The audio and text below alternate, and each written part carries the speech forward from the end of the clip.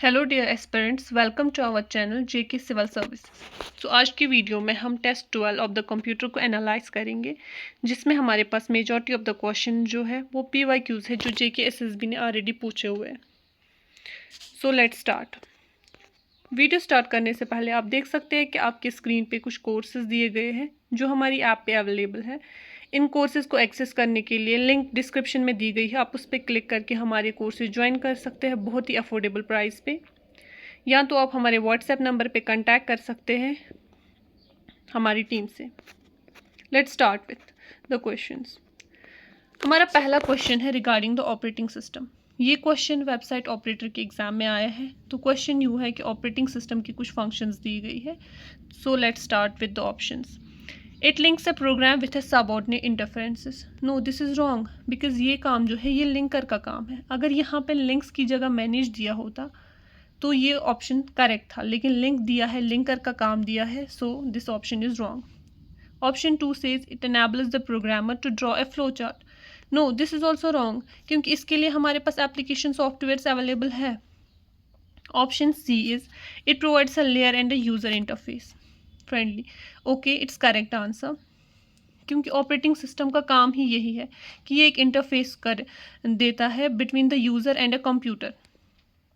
Okay, that's question number 1. Let's move towards the question number 2. While a computer is switched on, its operating system has to stay in. जब हमारा computer switch on होता है तो operating system कहाँ पे होता है? हमें पता है कि अगर हम ऑपरेटिंग सिस्टम को हमारे सिस्टम पे इंस्टॉल करते हैं तो हम उसको स्टोर करवाते हैं सेकेंडरी स्टोरेज में। लेकिन जैसे ही हमारा कंप्यूटर जो है ऑन होता है तो ये मूव होता है टुवर्ड्स द प्राइमरी स्टोरेज। तो इसका आंसर आएगा प्राइमरी स्टोरेज। और जो ये प्रोसेस होता है ना सेकेंडरी स्टोरेज से प्राइमरी स्टोरेज, ऑपरेटिंग सिस्टम का लोड होना, इसको हम बोलते हैं बूटिंग। ओके, अब हमारे पास जो प्राइमरी स्टोरेज होता है इसका दूसरा नाम है RAM. It's a volatile memory. That mean जैसे ही सिस्टम का पावर ऑफ हो जाता है तो ये अपना डेटा लूज करता है। That's for question number 2. Let's move towards the question number 3. Question number 3 is which type of query retrieves the data based on the condition. वो कौन सी क्वेरी है जो डेटा को फेच करती है on the basis of criteria, that is select query. Okay, और बाकी के 3 ऑप्शन जैसे कि अपडेट क्वेरी है, अफेंड क्वेरी है या डिलीट क्वेरी है, ये टाइप्स ऑफ एक्शन क्वेरीज है और ये डेटा को फेच नहीं करते, ये उसको चेंज करते हैं। Okay, let's move towards question number 4. Hard disk in a computer is. जो कंप्यूटर में हार्ड डिस्क है वो क्या है? वो एक टेम्पररी मैग्नेटिक स्टोरेज है, परमानेंट मैग्नेटिक स्टोरेज है, high capacity optical disk storage है या हाई कैपेसिटी सीडी रोम है। हार्ड डिस्क जो हमारे कंप्यूटर में होती है वो एक परमानेंट मैग्नेटिक स्टोरेज है। That's a non volatile memory. That means उसका डेटा जो है वो लूज नहीं होता है जब भी हम कंप्यूटर को ऑफ करेंगे। Okay, let's move towards question number 5. The following features in the word allows you to combine letters with the database of the addresses. That's कौन सा फीचर है वर्ड का जो कंबाइन करता है लेटर्स को? वो है mail merge. Okay, mail merge जो होता है ये एक स्टैंडर्ड टूल होता है जो क्रिएट करता है एक bulk document by combining the letters from different documents. Okay, इसके 3 इंपॉर्टेंट कंपोनेंट्स है। पहला है मेन डॉक्यूमेंट, दूसरा है सोर्स डेटा और तीसरा होता है जो मर्ज डॉक्यूमेंट्स करता है, merge documents. Okay, let's move towards question number 6. Which of the following is not a valid category of impact printers. Impact printer जो होते हैं ये हमारे पास वो प्रिंटर्स होते हैं जो फिजिकली स्ट्राइक करते हैं और उससे प्रिंट होते हैं वर्ड्स। ओके, तो पहला ऑप्शन है Daisy wheel printer, it is a impact printer, लेकिन हमें क्वेश्चन बोलता है नॉट, ये नॉट आपको याद रखना पड़ेगा। लाइन प्रिंटर ये भी एक इम्पैक्ट प्रिंटर है। Drum printer is also an impact printer. तो बचा laser printer, it's a non impact printer. और 2 नॉन इम्पैक्ट प्रिंटर्स है जो आपको याद रखने हैं, पहला है inject and second is thermal. ये तीन प्रिंटर्स ऐसे नॉन इम्पैक्ट प्रिंटर्स हैं जो फिजिकली स्ट्राइक नहीं करते हैं, बल्कि ये लेज़र, हीट ऐसी एनर्जीज को यूज़ करके प्रिंट करते हैं। Okay, let's move towards question number 7. To execute more than one program at a time, the system software must be capable of. अगर हमें किसी भी प्रोग्राम में एक से ज़्यादा एग्जीक्यूट करने होंगे प्रोग्राम्स को, तो उस सिस्टम सॉफ्टवेयर में क्या कैपेबिलिटी होनी चाहिए, उसमें होनी चाहिए मल्टीटास्किंग की capability. Okay, let's move towards question number 8। Which of the following is an open source mobile operating system. पहले हम जानेंगे ओपन सोर्स होता क्या है। ओपन सोर्स ऑपरेटिंग सिस्टम वो वाला ऑपरेटिंग सिस्टम होता है जिसमें कोड जो होता है ना वो इजीली अवेलेबल टू एवरीवन होता है और उसको हम मॉडिफाई भी कर सकते हैं। दूसरा होता है इसका opposite, close source operating system. वो वाले ऑपरेटिंग सिस्टम होते हैं जिनका हम कोड मॉडिफाई नहीं कर पाते हैं और वो अवेलेबल होता है टू एन इंडिविजुअल और a company. Let's analyse options one by one. पहला ऑप्शन है iOS, ये एक क्लोज सोर्स है। Windows, it's also in closed source operating system. Android is open source operating system. BlackBerry is also in closed source operating system. So option C आएगा इसका answer. Okay, let's move towards question number 9. In an email address, the symbol @ separates. It separates protocol and domain name. No. It separates domain and host name. No. It separates folder and username. No. It separates username and domain name. Yes, this is the correct answer. इसका answer है option D. Okay, अब है question number 10। At the intersection of column and a row in a worksheet is called. Worksheet हमारे पास Excel में होता है। अगर एक्सेल में कॉलम और रोज इंटरसेक्ट करते हैं तो जहाँ पे वो इंटरसेक्ट कर रहे हैं इसको हम क्या बोलते हैं, इसको हम सेल बोलते हैं। So option D is the correct answer. Okay, now question number 11। Which of the following is a primary function of HTTPS। इसका प्राइमरी फंक्शन जो है वो होता है to encrypt the data for secure transmission. आपको यहाँ पे सिर्फ इसका प्राइमरी फंक्शन याद नहीं रखना है बल्कि इसकी फुल फॉर्म भी याद रखनी है, क्योंकि कभी कभी JKSSB जो है वो एब्रीवेशंस भी पूछता है। तो HTTPS की एब्रीवेशन है hyper text transfer protocol secure.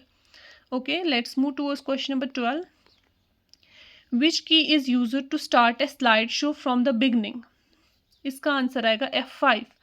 अगर आपको slide show beginning starting from the starting slide से स्टार्ट करना होगा तो आपको F5 पे क्लिक करना है। लेकिन अगर आपको जो करंट स्लाइड आपके स्क्रीन में होगी वहाँ से ही स्लाइड शो स्टार्ट करना है तो हम जो की क्लिक करते हैं वो होती है Shift + F5। Okay, so question number 13। One or more defects occurring in the computer software that prevents the software from working is called। अगर हमारे किसी भी सॉफ्टवेयर में कोई डिफेक्ट होगा जिसकी वजह से सॉफ्टवेयर फंक्शन ना कर पाए, वर्क ना कर पाए, तो उसे क्या कहते हैं, उसको हम बग कहते हैं। और इसी बग को अगर हमें फिक्स करना होता है ना तो जो हम वहाँ पे सिस्टम सॉफ्टवेयर को अपडेट करते हैं ना उसको हम पैच बोलते हैं। पैच जो है वो एक सॉफ्टवेयर अपडेट होता है जो फिक्स करता है इन्हीं बग्स को। Okay, let's move towards the question number 13। Direct action virus is also known as। direct action as the name suggests, ये सीधे डायरेक्ट एक्शन ही करते हैं। ये वो वाले वायरसेस होते हैं जो खुद को रैम में इंस्टॉल नहीं करते, स्टोर नहीं करते, ये सीधे एग्जीक्यूट होते हैं और टर्मिनेट होते हैं। इनको हम कहते हैं नॉन रेजिडेंट वायरसेस क्योंकि ये कहीं नहीं रहते, ये डायरेक्ट अपना काम करते हैं और ख़त्म हो जाते हैं। दूसरे होते हैं रेजिडेंट वायरसेस, ये वो वाले वायरसेस होते हैं जो हमारे रैम में इंस्टॉल होते हैं। Okay, let's move towards the question number 15। and binary number equivalent to decimal 10 is। हमें डेसिमल नंबर हेक्साडेसिमल नंबर को कन्वर्ट करना है to the binary number. Okay, इसका एक प्रोसेस होता है कि जो हमारे पास नंबर होता है ना इसको हम डिवाइड करते हैं 2 के साथ। तब तक हम इसको डिवाइड करते रहते हैं जब तक हमारा जो रिमाइंडर है वो 0 नहीं आता। अगर हम 10 को पहले ही डिवाइड करेंगे 2 के साथ तो हमारा रिमाइंडर आता है 0। ओके, लेकिन हमारे पास नंबर क्या बचता है 5। अगेन अगर हम 5 को डिवाइड करेंगे 2 से तो हमारा रिमाइंडर क्या आएगा 1। और डिवाइड किससे हो गया 2 से, 2 2 ज़ा 4 + 1 = 5। ओके, तो यहाँ पे 2 बचा। 2 को हमने डिवाइड किया 2 के साथ तो हमें नीचे क्या बचा 1, क्योंकि 2 / 2 = 1, लेकिन रिमाइंडर आया 0। इस 1 को जब हम 2 से फिर से करते हैं डिवाइड तो हमें क्या निकलता है, हमें निकलता है रिमाइंडर 1। ओके, अब हमारे पास जो बाइनरी नंबर होता है वो निकलता है जो हम नीचे से इसको नंबर लेते हैं 1 0 1 0। तो ऐसे हम डेसिमल को चेंज करते हैं in the binary. For example अगर हमारे पास दूसरा नंबर होगा 16, हम 16 को डिवाइड करेंगे 2 से तो हमें 8 निकलेगा, लेकिन ये जो है यहाँ पे 0 निकलेगा। फिर हम 8 को फिर से डिवाइड करेंगे 2 से तो हमें यहाँ पे 4 निकलेगा आंसर, लेकिन हमें रिमाइंडर निकलेगा 0। 4 को डिवाइड 2 से करेंगे तो हमें फिर से 0 निकलेगा रिमाइंडर, लेकिन ये निकलेगा क्वोशंट निकलेगा 2। 2 को हम डिवाइड करेंगे फिर से 2 से तो क्वोशंट निकलेगा हमारा 1, रिमाइंडर हो जाएगा हमारा 0। और फिर हमें 1 है, 1 को फिर से डिवाइड करेंगे तो ऐसे करके हम देखते हैं जब तक हमें लास्ट में आंसर ना मिले। और आंसर हम ऊपर से नहीं लेते हैं, नीचे वाले से लेते हैं, दैट मीन्स 1 0 0 0। ओके, ऐसे हम इसका आंसर लेते हैं। Let's move towards the question number 16। What does the W3C stands for? इसका आंसर है वर्ल्ड वाइड वेब कंसोर्टियम। एक और फुल फॉर्म होती है WWW, उसका होता है वर्ल्ड वाइड वेब, लेकिन W3C का होता है world wide web consortium. Okay, let's move towards question number 17। It's the which of the following is the correct abbreviation of computer? Computer की करेक्ट एब्रिविएशन क्या है? It's commonly operated machines used in technical and educational research. So option A is the correct answer. आपको abbreviations बहुत सारी important abbreviations याद रखनी है, जैसे कि ALU है, that's arithmetic logic unit. GUI है, वो है ग्राफिकल यूजर इंटरफेस। और एक है GUID, that is globally unique identification. ऐसे कुछ इंपॉर्टेंट एब्रीवेशंस होती है हमारे कंप्यूटर में जो हमें याद रखनी है। यूजुअली JK SSB इनमें से एक क्वेश्चन तो ज़रूर पूछता है। Let's move towards question number 18। Which of the following is the correct full form of TCP? TCP की करेक्ट फुल फॉर्म है data control transmission control protocol. Okay, TCP full form is transmission control protocol. ये हमें data package जो है उनको transmission करने में help करता है। Let's move towards question number 19। Question number 19 हमारे पास है vacuum tubes is a future of which of the generation of the computer?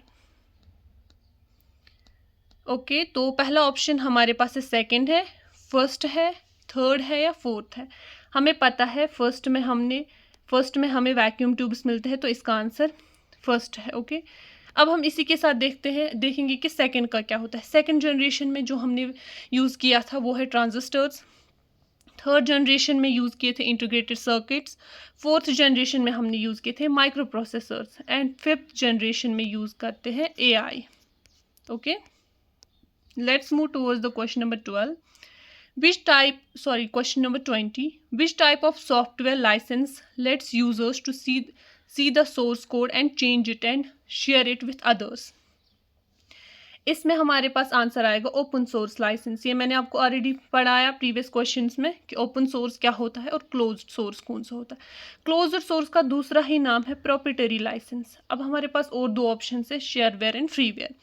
Shareware जो होता है ना, ये हमारे पास फ्रीली अवेलेबल होता है लेकिन ट्रायल पीरियड के लिए, और कोड वगैरह शेयर नहीं होता है, जस्ट ट्रायल पीरियड के लिए एक सॉफ्टवेयर हम यूज़ कर सकते हैं। दूसरा होता है फ्रीवेयर। फ्रीवेयर जो होता है ये हम फ्रीली यूज़ करते हैं, बट इसमें हम सोर्स कोड को चेंज नहीं कर पाते।